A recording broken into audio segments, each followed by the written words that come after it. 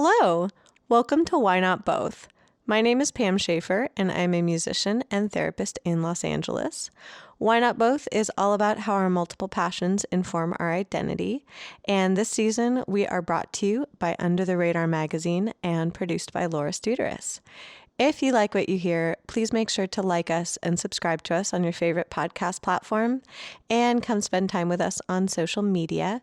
We are at WNB the podcast, and that is both on Instagram and on Twitter. For this episode, we got to chat with Ramona Gonzalez, or as you might know her, Nite Jewel. She is a brilliant musician and talented teacher, so it was an absolute pleasure getting to hang out with her virtually.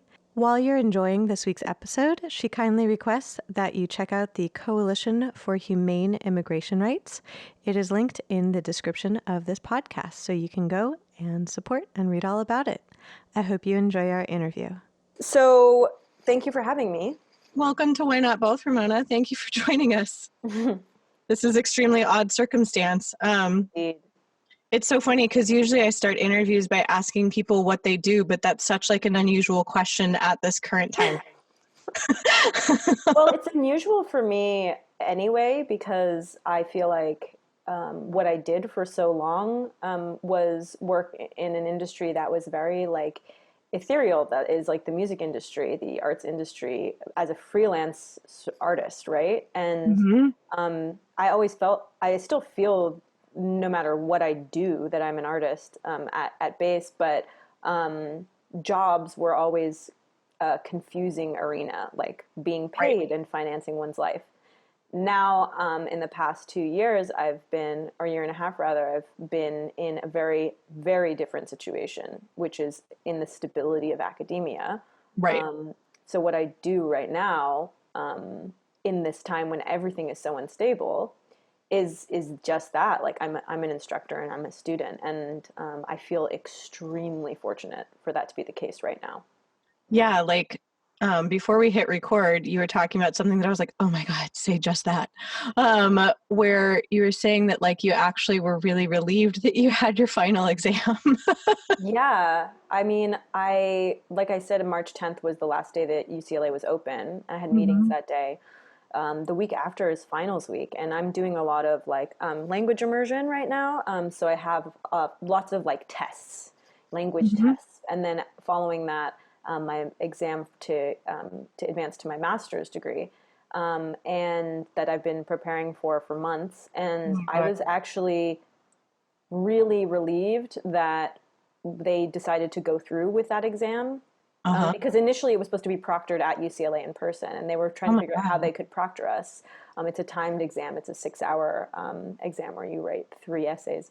But anyways, I was just like glad that we kept going with it, because it just gives me this sense of normalcy in what is like a very chaotic world right now. Right. So I actually appreciated being able to go through with those steps.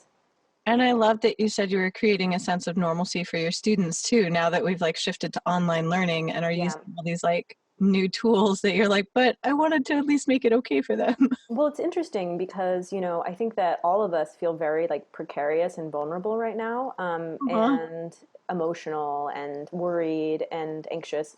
And part of what being an instructor is, and I feel this like with my yoga instructor right now, who's doing virtual streams. Part of what being an instructor and a teacher is that's so important right now is being a source of comfort for people, and acting like you have things under control.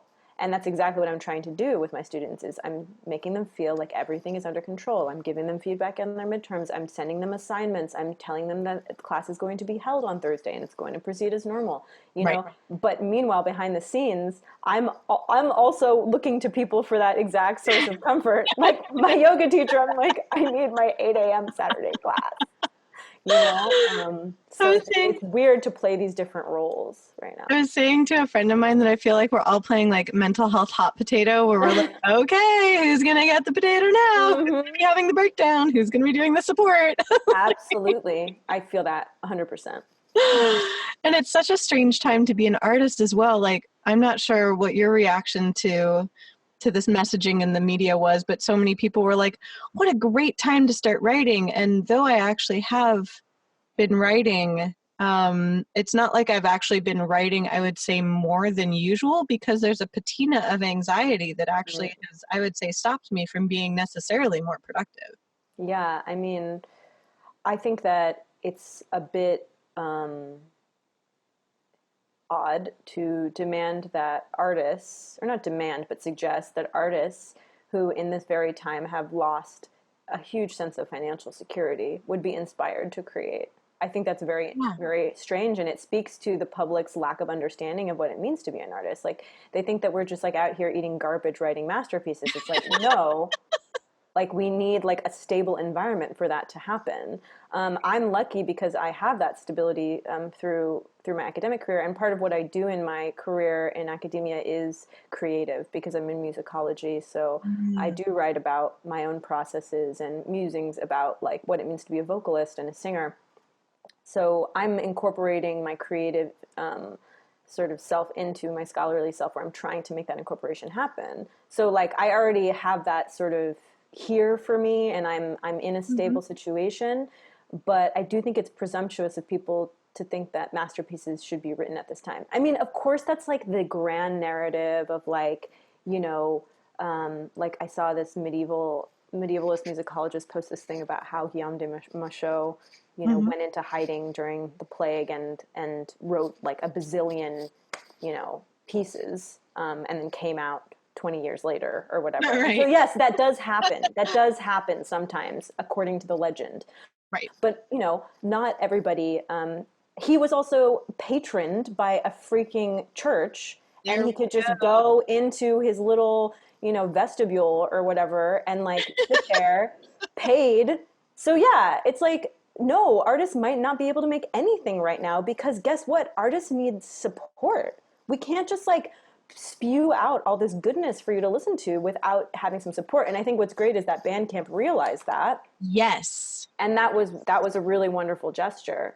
I think that you hit the nail on the head, that what people are missing, and what I was going to ask you about your art in particular was I saw you play at Human Resources and could see like the meticulousness of what you're creating and how much time would go into it. But in order to spend that much time, you need resource, and that's like financial resource, the resource of time itself, where, you know, I can't imagine anyone right now, unless they come from an extremely wealthy family or have patronage in some way, being able to be like, yeah, I think I'm going to dip from society for 20 years and create some masterpieces. I'm like, we have enough trouble being like, I'm going to dip for 20 minutes. Exactly. Until the first, when rent's due. Yeah. I think I'm glad that you came to that show. That was like this test run of me trying out these new pieces that I've been creating, and which I'm like was supposed to try to finish in April. I don't really know if I was actually thinking about, can I go into the studio with my engineer, or is that not social distancing? Like, what if I'm in the control room and or I'm in the vocal booth and he's in the control room? Anyways, this is like things that are rolling through my mind. First world problems, am I right? But anyways, so I've been in an interesting situation because you know, I was a very sort of unstable but you know, happily artistically fulfilled artist for many years. But just the economics of it were always sort of like, what's going to happen? And I felt like I was just getting too, not too old, like in the age sense, but I was just tiring of touring in a sort of indie way. It was very difficult for me.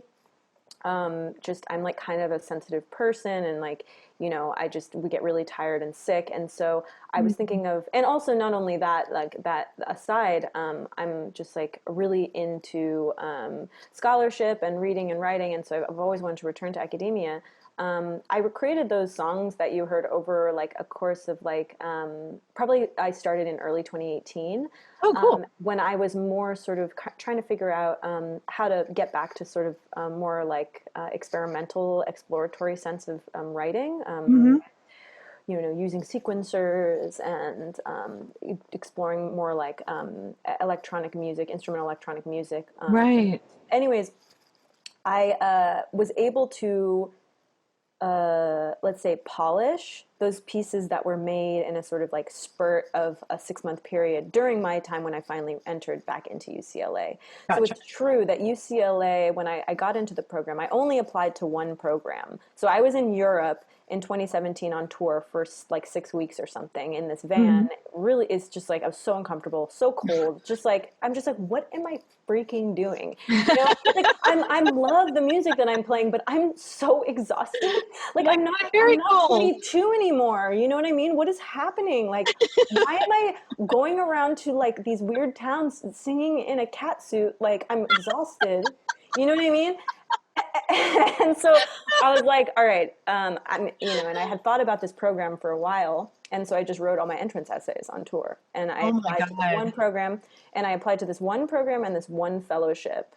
Wow. At UCLA, that I said, if I don't get this fellowship that will fund me for 4 years, then I'm not going to go to school and I'll have to figure out something else. Wow. Anyway, so I ended up getting the fellowship to UCLA's Congratulations. Thanks. Musicology program. And at the time that leading up to matriculating, my marriage of 12 years started to fall apart. So not only did I end up, I actually was in a really wild position right before I entered this program where I was actually without a home for like 6 weeks. Whoa. And I was just sort of like making music, the music that you saw during this period of going from house to house and just really upset and sad and freaking out and like writing and stuff like that. So, okay, on one hand, yes, during a time of crisis, it is very possible that artists can create things. I'm not denying that it's true. I did it myself. I was essentially homeless for 6 weeks writing these pieces. Right. That being said, it shouldn't be expected, There we go. It's just the expectation that I find. And it sounds like, in a way, it's almost like that became kind of like how we were talking about like the normalcy of classes and the normalcy of academia. It sounds like almost in that situation, music was your normalcy, but not the normalcy of like, I'm in a small town somewhere in Europe in a cat suit, but more like more like the normalcy of like, oh, I'm creating something. Like it's almost like the act of creation sounds like it was more calming than good job, Pam.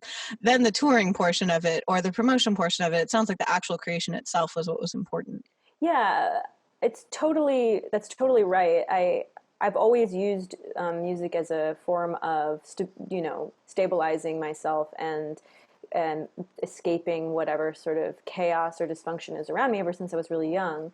So it was a form of sort of solace during this really difficult time.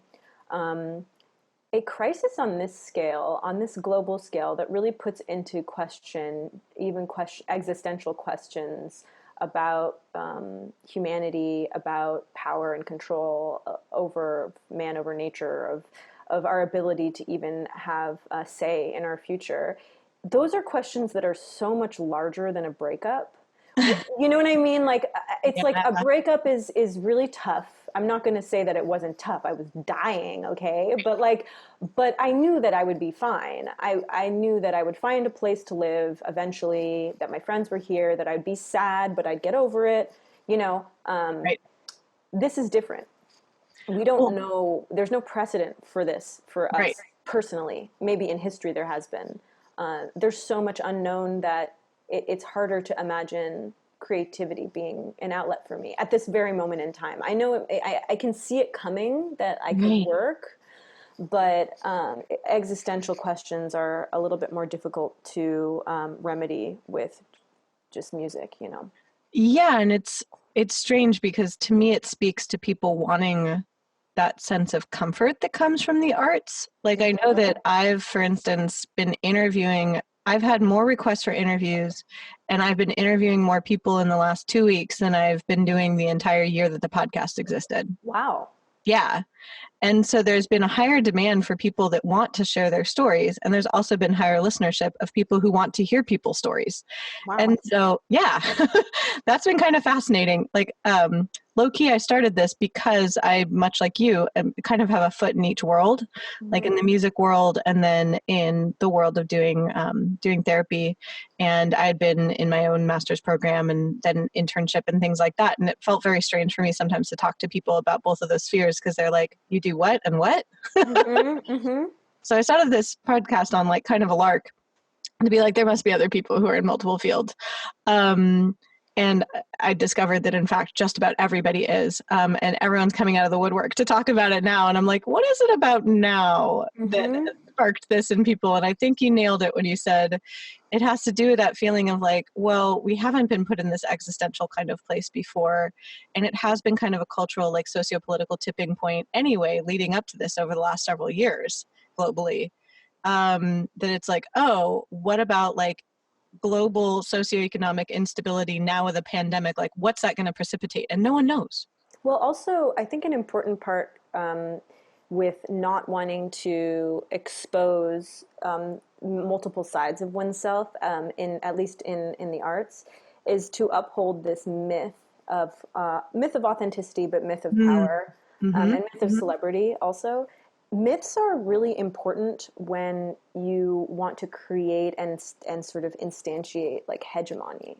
Yes. But right now, people are realizing that that hegemony is the ones that are making people sick, that are privileging rich people over poor people, that aren't helping people pay rent, that aren't keeping people safe.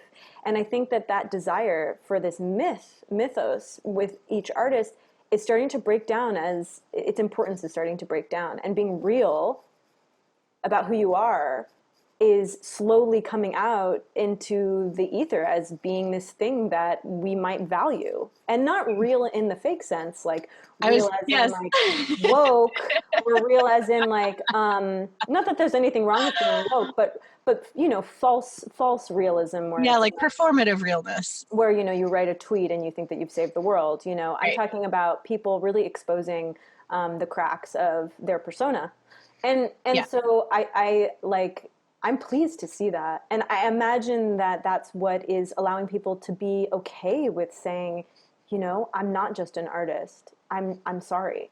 I have other things that, for me at least, like I have other things that I'm interested in. Like, I apologize. I can't be that pure sphere of artistic, you know, ingenuity that you want. Like, I also am like a nerd. I like to read about, like, you know, the science behind timbre, and I like to read about like the philosophy of like language and speech in ancient Greece. Like, yes, these are things that I care about. Like, I'm not just thinking about how to make songs, even though that is really, really important to me. But we're multifaceted, and we are in need of various income streams. That's just the facts, you know.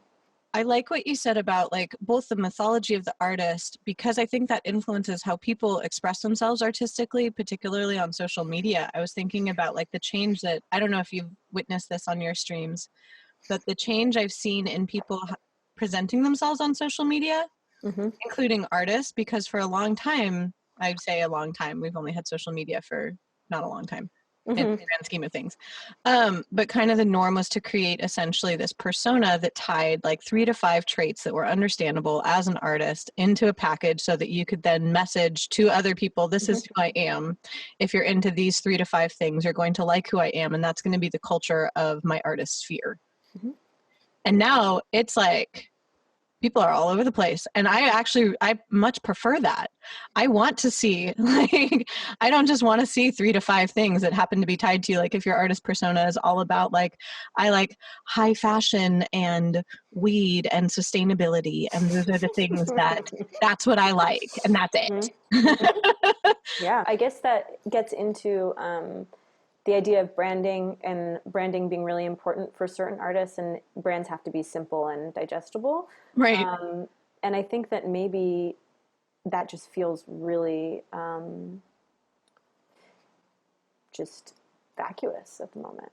Yeah. I mean, I guess I've always seen that as vacuous, right? I mean, I have a brain, but a lot of people don't see it that way, and artists who do have brains know that that's the case, and they pander to that.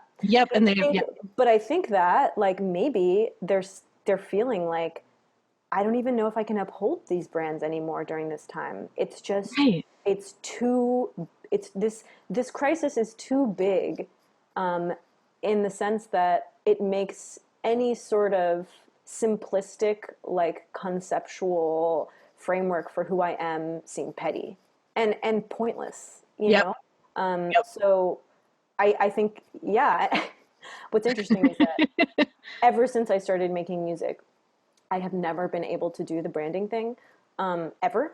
Like it's That's so just, funny.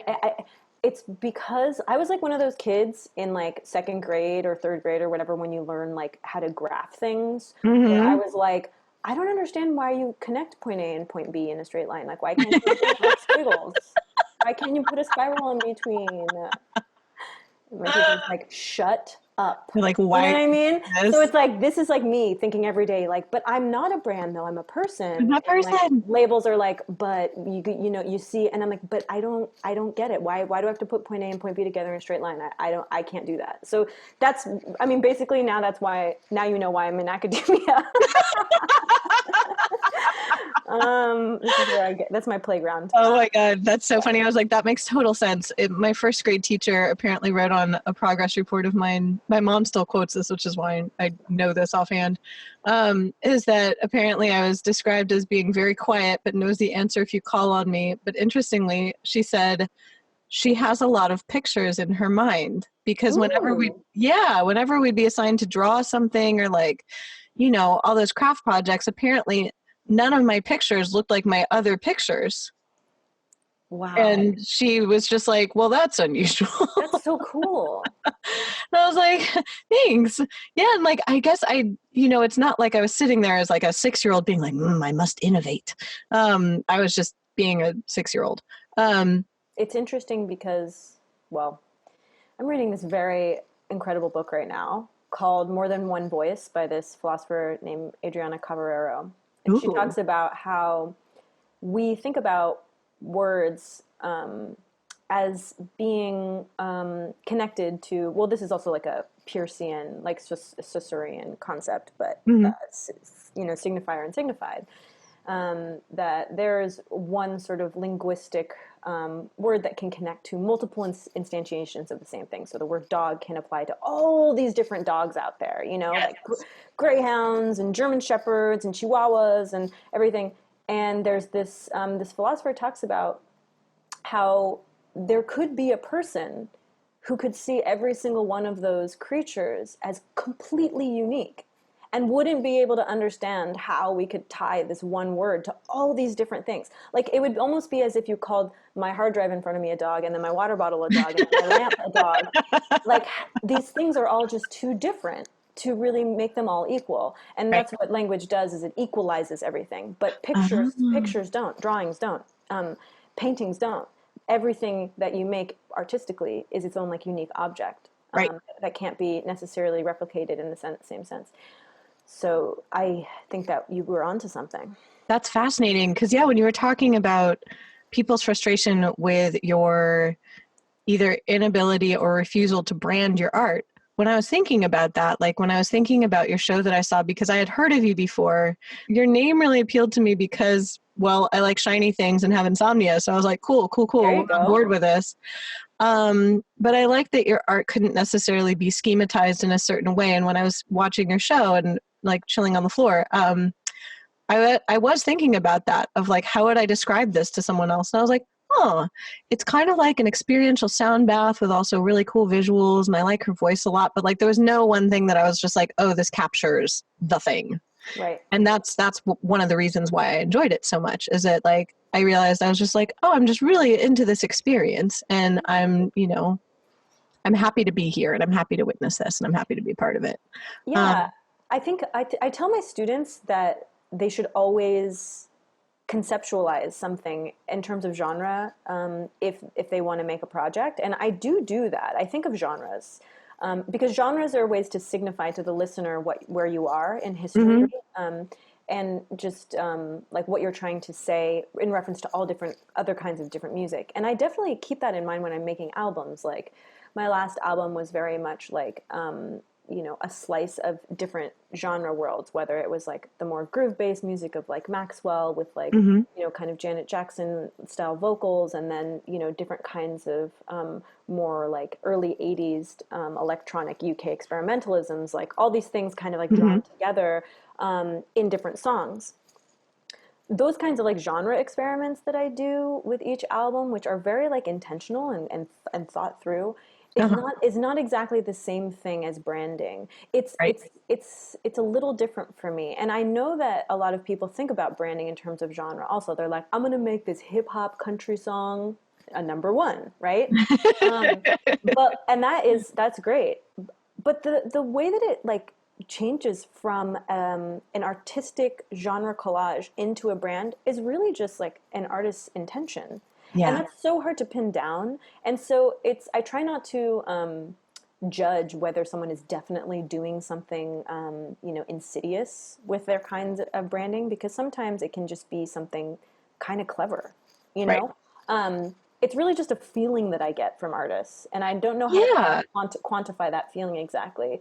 That's funny that you say that, because there's some artists that I can think of that like I feel like their quote brand is like a really genuine like amplified expression of parts of themselves, and like I'm really on board for that, where I'm like, oh, you've taken things that are a part of yourself and just kind of boosted them a little bit. Right. Whereas others, I feel it feels different when it's contrived. And that's why I study musicology, right? All of my papers, and I mean not all of them, but a lot of them are about trying to understand like the ethical framework around this music. Is it something that I can get behind in a way, and why, and what are the nuances behind what it is saying? I mean, I just wrote a big paper around branding for this economic musicology class, where we just learned about the economics of music and how that affects art and stuff like that. And these papers are really just dialectics between like, there are these good things about this, but then there are these other things that are so troublesome, and then there's these good things, and then there's these troublesome things, and like, how do we bring this together? So it's like even in a 15-minute period of being on Twitter and looking at an artist and like what they're doing, I could ping pong from like, this branding is so gross to like, I actually really like this within minutes, you know? Yes. It's just like, it's what I'm trying to say is like, I don't hold like a sort of like stable perspective around people's branding strategies, because I myself don't know what the answer is. But I think what we're talking about right now is like, this whole crisis has brought to fore people's real personalities a little bit more. And then we see like, well, why weren't you showing us that in the first place? Yeah, it's almost, in some ways, I guess like I don't know if it's just a personal bias. It probably is, because I don't know how to speak from a perspective that's not my own necessarily. But I prefer things that are complicated and maybe a little messy. Like I find them more comforting than something that is tidy. Like when something is tidy, it sometimes gives me pause, because I'm like, that's a little uncanny. Like, Totally. And so I'm enjoying seeing, even missteps, like obviously not like, people doing bad things to others, but like I enjoy seeing almost like when the mask comes off and you're like, oh yeah. Oh yeah, it's great. It's just like, it's like the celebrity video with Imagine. You're just you all are idiots. I love it. Oh my God. I had a feeling you were all idiots, but now I'm certain of it. Now we've got a list of the idiots. Yeah, it's great. It's great. It just brings them back. It brings them back down to earth. I'm like, Natalie Portman. Oh my God, I was such a fan of you when I was a kid or whatever. And now look at you. Look at you. What are you doing? It makes me like her more, because I'm like, see, yeah, we all are just like, we all just don't know what we're doing. We all have no idea. No clue. Yeah. One of my clients said the funniest thing, and they did say that I'm allowed to quote them on this, because I was like, oh, this is perfect. She's like, she said to me, she's just like, gosh, this whole thing is really people just like showing their asses and telling on themselves. Yeah, and it's funny. I can't imagine being a therapist right now, because it was funny, because I'm luckily through UCLA's incredible health insurance in like practically free, very good therapy right now. Heck UCLA. Yeah, and I mean, UCLA is a corp, and like, I'm not trying to like, say that like I support like corporate institutions, but as a student of this school, I am very well taken care of, and I am so grateful. Like, it's insane. And the therapist, I was like, how do you even talk in therapy? Like, what? Like, I'm coming coming in here. It's like a week after Corona's hit, and like, what am I supposed to do? Talk about my relationship? Like, be like, I don't like it how he leaves out the, whatever. Like, you know what I mean? It's just like, how do I not sound like a complete petty asshole right now? And he was, and he was just like, Ramona, think about it as like a moment for you to like not think about the virus. Then, like, if you want to talk about your relationship and you want to be petty, you be petty. This is a safe space. And I was like, thank you. Thank you for the safe space for pettiness. Thank you. Anyhow, yeah. That is so funny. Yeah, and I think that there's like a dovetailing, it sounds like, in your like academic world as well as your music world that I have found in like the therapeutic world as well as the music world, where it is like, in a way, like a safe space for that expression. Like I try to provide that for my clients, where it's like, hey, if that's what you want to get out of this session, like, rock on. I'm here for that. I will go with you on that journey. That's awesome. In a way, like, same thing with music. And I don't know, like, when you find this with your collaborators, but sometimes someone will suggest an idea to me and I'm like, I'm not so sure about that, but the worst case scenario is we can try it.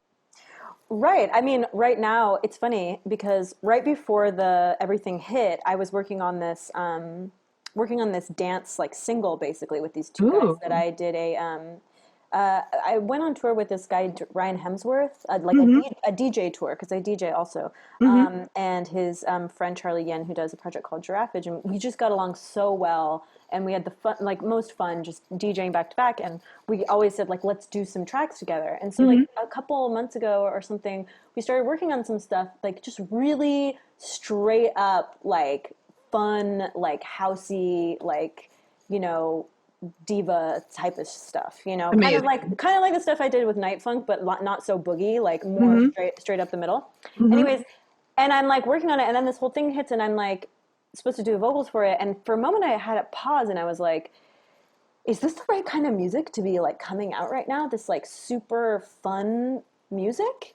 And I was like, you know what? It's not about what's supposed to be coming out right now. It's about what I want to do. Like, yes! I want to be in my house and I want to sing like a diva, okay? And I'm going to do that because I need to do that for myself, God damn it. And I think that honestly, like, really, like, especially it's so funny, like, thinking about, like, the trends and how people are taking care of themselves, that, like, now there's, like, a run on, I guess, like, yeast because everyone has turned into a bread baker. I'm like, I've been carbless for a year and I'm not going to start now. Okay. Seriously. I sadly am allergic to wheat in the US. And so like all these people buying up all the gluten-free bread, I'm like, stay away from my bread. I think it's so funny because I don't know. I just grew up kind of like hippie environment, and so I've always just cooked for myself like all the time, and so it's so funny. A lot of my friends are just eccentric artist people who like live in scarcity and don't really cook for themselves, and which I totally like respect. I don't care. You do whatever you want. But it's just like people are flipping like they've never shopped for groceries before. They're like, do I have to buy like 10 heads of lettuce? I'm like, girl, do you know like how much it takes to make a meal for one person? You know how much that takes to make us out, unless you're gonna like blanch and freeze your greens. Exactly. Like, maybe that's not the way. People are like, I'm gonna buy all of the raw almonds from Lassen's, all of them. I'll just get the bulk container. Just give me the dispenser. What about the ones of us who have been eating like this all the time? Like, what are we supposed to do? Yeah. Anyways, so I have a lot of feelings about that whole business. But oh my God, that's so funny. And I was thinking about what you were saying earlier about like the mythology of like that scarcity with an artist somehow leads to productivity, and how absolutely bizarre that is. And also that like the mythology aspect that like artists are not supposed to hold other jobs because that makes them not artists. Yeah. Which also doesn't make any sense. I mean, it's like I understand that audiences want these fun stories that are so about like overcoming hardship and are about the singularity and the exceptionalism of artists. I get that that's like a very alluring narrative, but I also think it puts people into positions, like people like myself who didn't grow up with money, in difficult positions, because if we're seeing these exceptionalist narratives everywhere about artists who never had a job and they just worked on their album for 5 years in like in a hovel somewhere, probably funded by their dad or something like that. Right. It puts people like myself who have a different timeline. Like when I was creating my first album, Good Evening, I was a receptionist the whole time and I was in school on scholarship. Like, why not tell that story? Because my story is a working class narrative and it's not as alluring as the like, I was in a basement with like my microphones and stuff that like I would, you know what I mean? It's just like, I feel like we need to move away from these old school, archaic paradigms of what it means to be an artist. And we need to start making these narratives more available to people, to audiences, and make them like these narratives. And then, you know what the fact of the matter is that they do like these narratives. And why are we afraid? Like when I started posting about my PhD program on Instagram and just posting about what I was doing, people were more responsive to that than they were to me posting a new single in like a crazy made up get up or whatever. Right. People want realness. And so I don't know why so many artists are afraid of that. But I think it has to do with the fact that the arts has always been very economically split between very rich people and very, very poor people. And poor people are meant to feel, inferior. That's just how we're meant to feel. But I think that, now with the landscape sort of moving somewhat towards like a different model, I don't know what that model is, but I think we can make these stories a little different now. We don't have to go back to the Renaissance. We can make this modern. And the modern reality is that capitalism is not working for everyone. Right. And we are working to survive, artists as well. I'm not upholding the myth of capitalism. I'm saying I got to have lots of jobs. I got to hustle constantly. I got to like think about the economics and how to make them work for me because they're not designed for me. Well, and what you said struck me about like the myth of capitalism, and I think that might be why people initially found these stories appealing, is that it speaks to that exceptionalism, particularly I think of like the American mythos of like that we're all disgraced millionaires, that only if we worked hard enough, like we too could have this, when in fact, systematically we can't. And so people find those stories very appealing because they give them the false hope that they too can have whatever that thing is that they wanted. And I think that people are finding more value in the stories that are more, complicated and messy. Of like, no, you might have to work like 7 jobs because capitalism is stupid. Well, capitalism, and it's even more than capitalism. It's this patriarchal, like hegemonic, white supremacist narrative too. It's like this thing about that you should be this sole, powerful creator in a vacuum. Right. Hey, who works in vacuums? Men. White men. Because they don't have to deal with children, first of all. Also, who works in an environment in which collectivity is not valued? White people, Americans. Yep. And like, why are we as artists negating the concept of collectives and negating the concept of, the messiness of what it means to be a woman? Being a woman is super messy, and it's super like chaotic and indeterminate. We don't know like what's going to happen necessarily with our futures in the same way. And so I just try to think about that, about not appealing to the master narrative in my own life, because I'm not going to fit it. And this is coming from someone who studied philosophy for my entire young adult life. And so all I was doing was reading the tracts and treatises of, omniscient narrator white men. I was going to say. And I wanted to be one. That's who I wanted to be. I wanted to be one of these thinkers. You know what I mean? Yep. I was like, I was thinking about this ideal of me being just like this like person surrounded by books all alone, like with everything at my disposal. And I'm like, I started to learn more and more that possibility is not available to me in the same way. Yeah, and it's almost like when you kind of self-insert into fiction, like if you're inculcated in all these ideas, all of a sudden you're like, wait, I can't self-insert into being this like philosopher king because I don't have that available. And unless you're part of, it's so interesting that you said it, particularly like the patriarchal structure. I weirdly enough ended up at a podcast event that Peter Thiel was speaking at. Oh. Yeah. And Crazy. yeah, it was very bizarre. It was a really random twist of fate. And they wanted specifically to have questions from female audience members. Big surprise there. And what I asked him was, who do you believe capitalism is serving, and what will our world look like when it's post-capitalist and post-patriarchal? Ooh, Jesus. He did not know how to answer that. Nope. Literally, like, the room went dead silent. The host said post-patriarchal question mark, Wow. because he didn't know even what that meant. Wow. Peter Thiel looked terrified, and I was just like, I hate public speaking. Like, even like recounting that like makes me feel nervous because I hate talking in front of groups. But I was like, this is my one chance. Good for you. And like, he looked terrified, and he actually said, he's just like, actually capitalism is serving no one. He's like, I don't think it's a good system, but I'm afraid of homogeneity, and I don't know what it looks like after. Like, he flat out was just like, I have no idea. Yeah. Like, it was actually, I mean, it was an intelligent way to say, I have no fucking clue.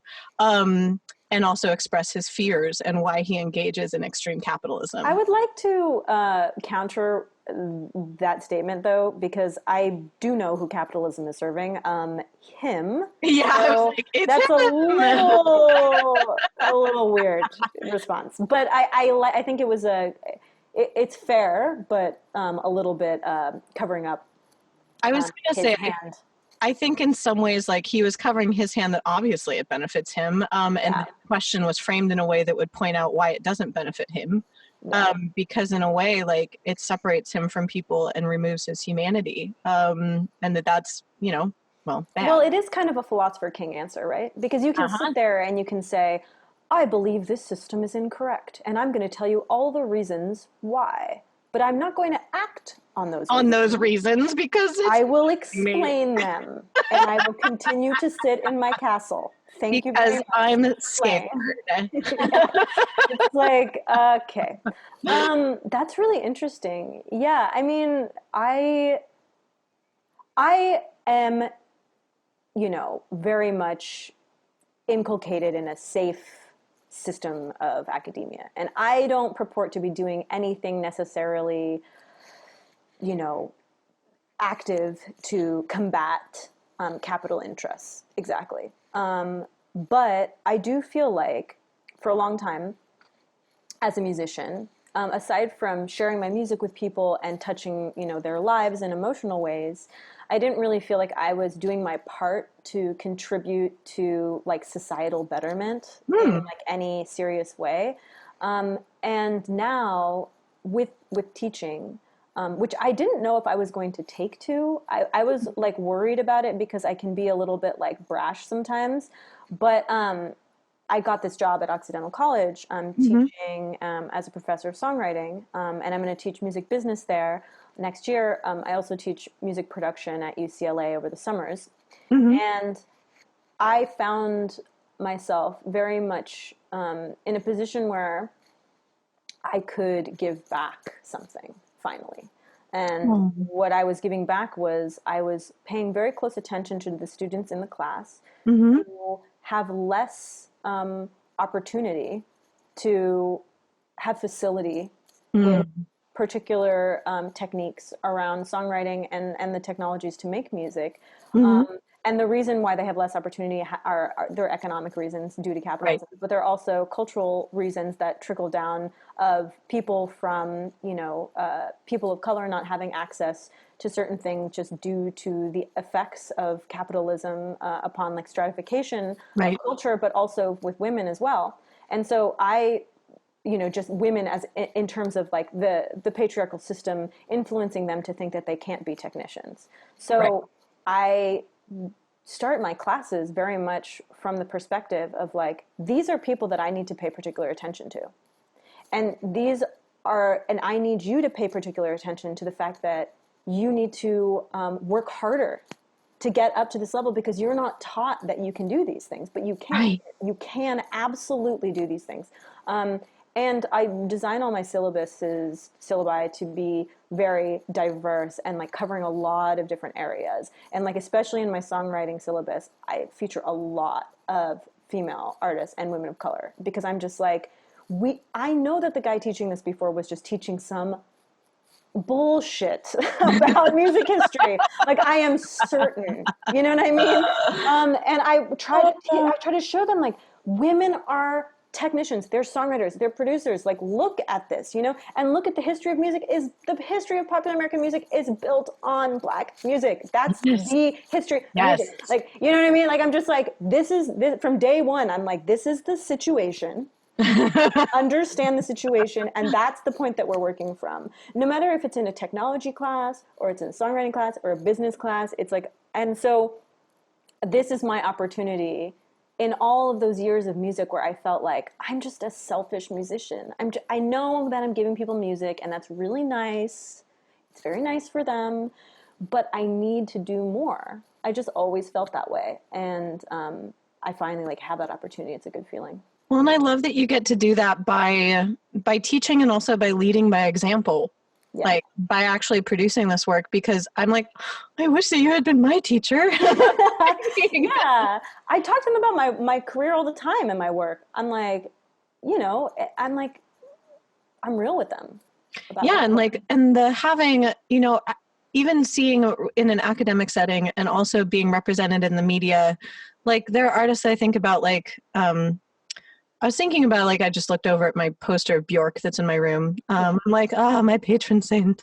But I think about how for a long time, even reading interviews with her and loving Bjork's work as a teenager, I didn't know that she produced a lot of her music. And so there was, you know, little baby me in the synthesizer lab at my school, like playing around with our little mini Moogs and like having a great time, and not knowing that the person that I admired did the same thing. And so I never thought of myself as a producer for years. For one of those reasons was that I just simply didn't realize that a lot of the artists that I liked that are female were also producing their own music because it wasn't emphasized. And when it's not emphasized, you think that you need help. Yes. So it becomes a psychological thing. Yes. And this is what I tell like last year I had a female student ask a question about a technical question in a discussion section about like her guitar and getting it up to a certain level. And she's like, well, I guess I could just ask so-and-so, male student. And I turned to her and I was like, don't you ever say that again. I was like, you look up your question online first. Yep. Don't ask someone first. You can do it. You're smart. And I was like, and every time you go and ask some guy to help you, you are working against other women by showing them that you can't do it yourself. You can do it yourself. I'm like, set an example. You know what I mean? And I was like lecturing her. She like looked at me, but I know she appreciated it because it's like, because it becomes just this like psychological reflex. It really does. And also I think that like converse to that is like, if you do find that there's something that someone else does better, I found that often, like for instance, with mixing my own songs, I've just discovered that like, it's better when someone else does it. They hear something different than I do, but I've been turning to more female mixers. Good. I'm like, cool. This is something that I technically know how to do, but I don't do as well on my songs. Who do I want to turn to? All right, I'm going to turn to my friend Angel. She's an amazing mixer. Like, I'm going to turn to Sophia. She's a great mixer. You should give me the names of these people. I mean, I'm not a gender like separatist. I don't work solely with like one type of person or another. I mean, I try to be pretty fair, but I can't deny that I have a lack of knowledge of technicians who are female on that level. I just do. And you know, a lot of my the majority of my sound engineers, the majority of my engineers and mastering engineers have been male. And so I have to like check myself constantly because I'm just like, oh, I'm not, you know, discriminating against anyone. It's like, well, Ramona, like the proof is in, you know, it's like, who are you using though? You know what I mean? I'm going to continue to use Jake, my engineer at Stone's Throw, just because we're so close and we've known each other for so long.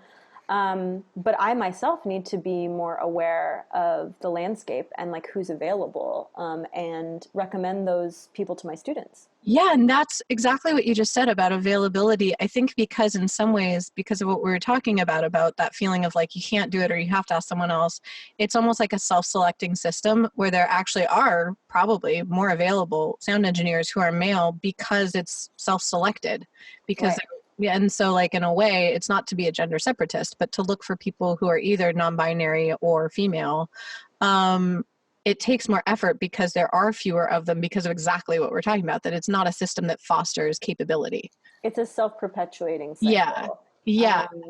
But I think it's, I think at least what I'm trying to do is to show the students. I mean, I'm not a mixing engineer by any stretch, but I can mix a little bit, and I can do things on a very basic level. I mix my songs to a large degree at home, and then if I'm doing a more polished studio record, I'll bring it to somebody else after for the final touches, and also because they have access to the like hardware and things like I that. was going to say, yeah, that's the thing that I don't have either, where I'm like, Exactly. I don't have a spring reverb. I mean, it's not right. gonna happen. It would take up my whole apartment. And so what I try to do in class is I try to show them that I'm a technician also. Even though I might be overstating my case, I try to show them that I'm a technician, and I don't even make bones about it. I'm just like, and then this is, this is EQ, this is how you use it.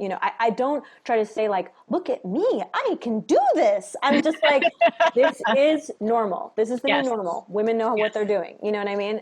That's it. And so at least, even though I may not be a professional mixing engineer, and I don't aspire to be that, I try to give the aura of know-how in front of my students so that perhaps it gives some of these students more confidence themselves. That's exactly, because then that breaks the cycle of them not feeling confident enough to go into that field. Exactly.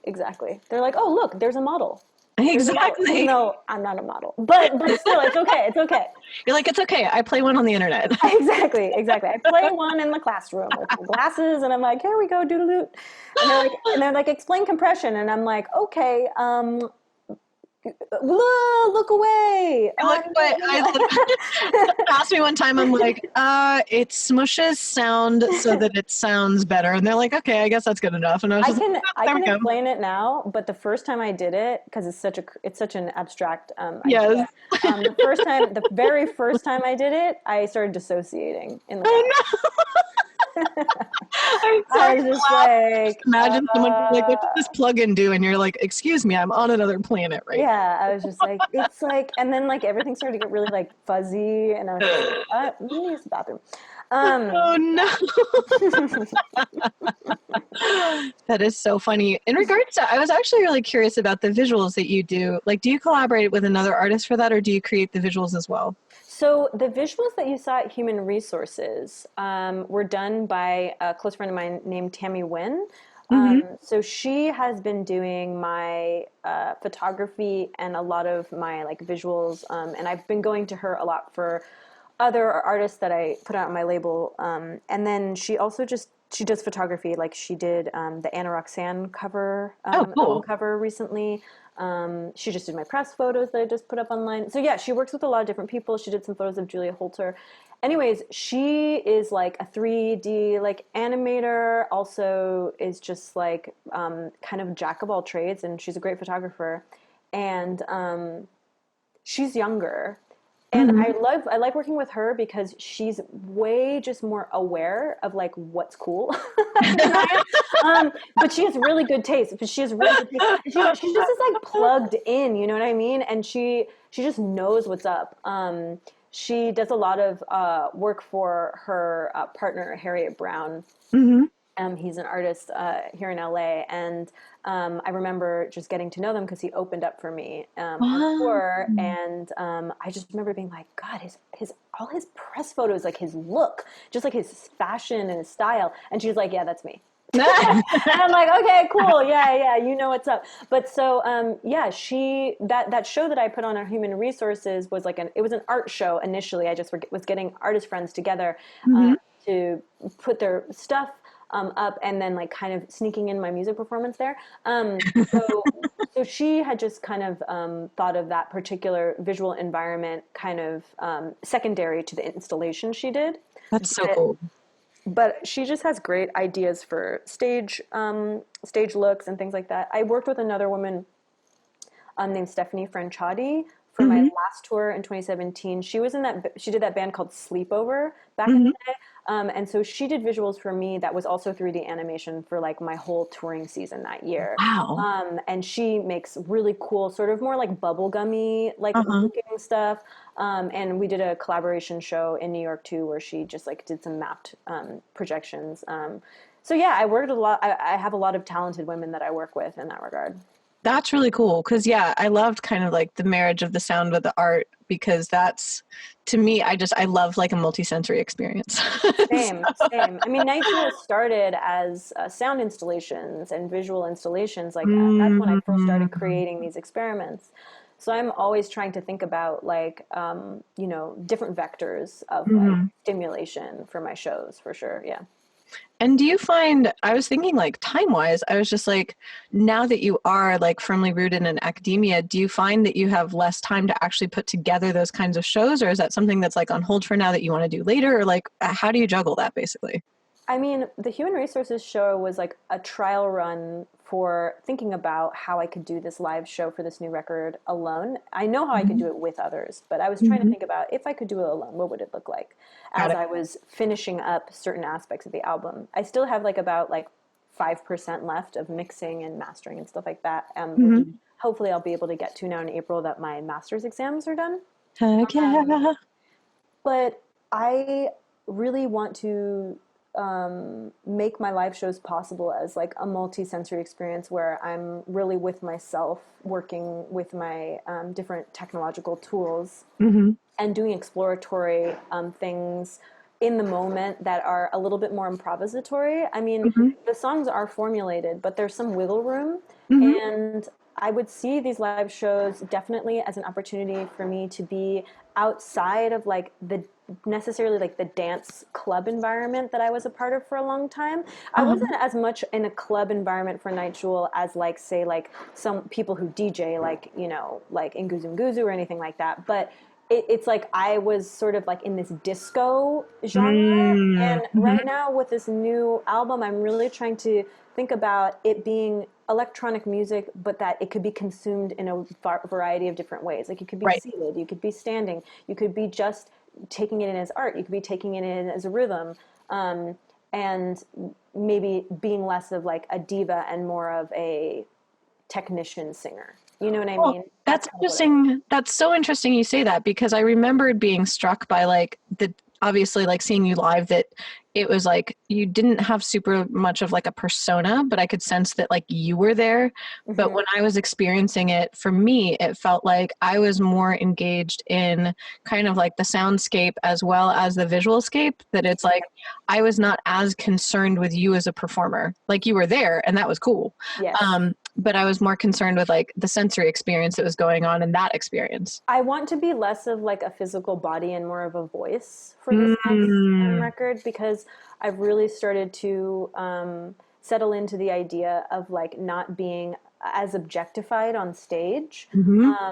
And that isn't because I'm against that in any way. It's just me developing as a woman. I'm not as interested in being that kind of object for an audience. And so that's interesting that you said that, because that's exactly what I'm more looking for, is to be a vessel for this like musical expression, and a person who's making it all possible, but not necessarily someone to be gazed at on the face of it. Yeah. And that's when we were talking about branding, I was thinking about that as well, that it's like there are some performers that like to be an object of performance, and that's exciting. Yeah. And it's then great. Yeah. That's what I grew up with. I love that. Yeah. I'm not really that person. Yeah. I can be, and I have been, and I've done that. And sometimes I freaking love it. And sometimes I love dancing on stage, and I love getting down on my knees and singing to people. But right now I'm in a phase in my life where at least with this record, it's more emotional and it's more personal and intimate, and it's less about slapping you across the face with a performance. Right. And it's more about getting inside my head. And I think that there's such space for that too, that like, I don't think that all performance should be based on having like performer as object. I actually am really fascinated by performances like yours because, and it might just be because of my own biases, that I tend to be rather introverted. And so occasionally I will like perform when I'm performing my music, but I also low key dissociate, like when you were describing compression. It's like people are like, how'd you feel about your performance? I'm like, I don't know. Yeah, I am an no introvert. idea. I'm a full-on introvert.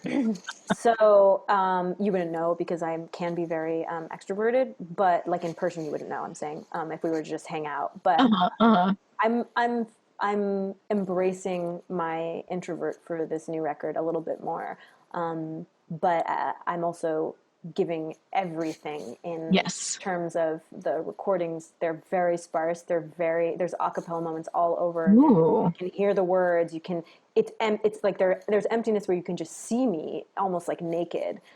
So on one hand, it's introversion, but on the other hand, it's like really raw and putting myself out there. So it's like a balance. I'm trying to figure out that balance in the show, and I'm so pleased that you got to see a snippet of it in that. Me too. Yeah.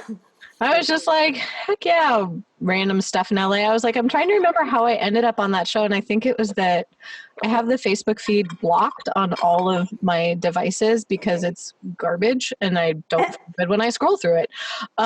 However, because of that, Facebook has started aggressively amping up my notifications to get me to engage with it. Because it's like, wait, I don't know what you like anymore. But the benefit of that is that aside from getting a completely bizarre variety of ads, which never fail to amuse me, because I don't know what I like, I get like event suggestions. Like it'll be like, here's some events in your area you might be interested in. And it's kind of hit or miss, but they tend to notify me now of events that my other friends have RSVP'd to. So in conclusion, Facebook is creepy, but it led me to your show. Thank you, Facebook. Yeah, like other friends had RSVP'd to your show, and I was like, oh, well, that's really good. I think I'm going to go to that. So in essence, it's spying on all of us, but it led me to your show. So that's good. Hallelujah. There's something good coming out of all of this. Like, it's so funny. It's so funny because Facebook, like, it's really funny watching it get like increasingly desperate to get my attention. Totally. It's like, please pay attention to me. Please let me feed the algorithm with something. I should probably get going, unfortunately, because I'm enjoying this conversation so much. Oh, well, we can chat, like, not on the podcast. I would like that. No, I think we should record every one of our conversations. Why the frick not? Exactly. Yeah, I would love to talk sometime.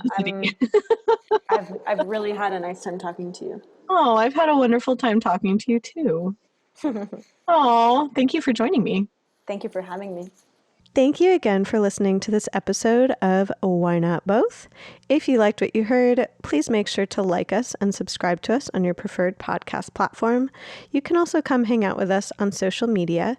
We are at WNB the podcast, both on Instagram and on Twitter. This season, we are brought to you by Under the Radar magazine. Under the Radar is a nationally distributed print, music, and entertainment magazine and website. You can find them at www.undertheradarmag.com and feel free to support them on Patreon. Extra special thanks to our producer, Laura Studeris, who is literally a rock star. Thanks again, and I look forward to seeing you next episode.